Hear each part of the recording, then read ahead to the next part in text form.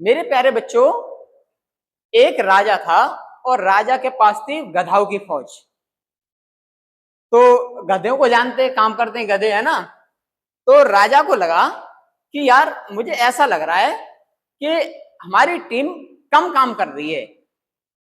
तो उसने क्या किया कि एक गधे को पुदीना पे चढ़ाया और उस गधे से कहा कि हे गधे, यार तू तो बहुत अच्छी मेहनत करता है, तू तो बहुत अच्छा है, तू इस मेहनत को थोड़ी सी और बढ़ा, मैं तेरे पे मुकुट चढ़ा दूंगा, तेरे मुंह पे मुकुट पहना दूंगा। गधा क्या भाई फूल गया। उसने कहा भाई राजा साहब ने कह दिया है कि मुझे तो सोने का मुकुट पहनने को मिलेगा, और वो क्या है पुदीना पे चढ़ गया। चढ़ने के बाद धीरे धीरे उसने खूब सारी मेहनत की और एक दिन वो टाइम आ गया और राजा ने क्या किया, तो उसको वो मुकुट पहना दिया। और पहनने के बाद धीरे धीरे ये चीजें चलती गई। उसके बाद फिर उस राजा को फिर भी यही लगा कि यार मुझे ऐसा लग रहा है कि काम कम हो रहा है। और फिर राजा ने उससे दोबारा कहा कि हे भाई तू इस मेहनत को और कर दे, मैं तुझे पूरी तरह से सोने के कवच में ढक दूंगा। अब गधा भाई फिर फूल गया।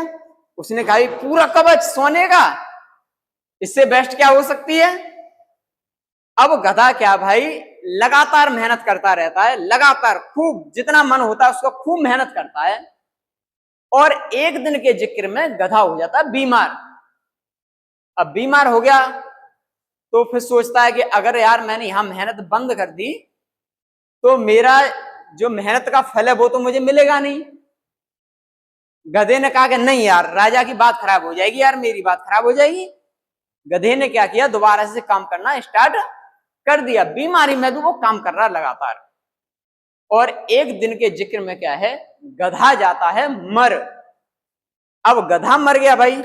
अब राजा को तो वही चीज थी, उस गधे पे से क्या किया, मुकुट उतारा और फिर एक दूसरा गधा और ढूंढा और वही रूल उस गधे पे लगा दिया। तो मेरे बच्चों यहां से सीख क्या मिलती है, तुम्हें सिर्फ उतना पढ़ना है जितना तुम्हें कामयाबी चाहिए।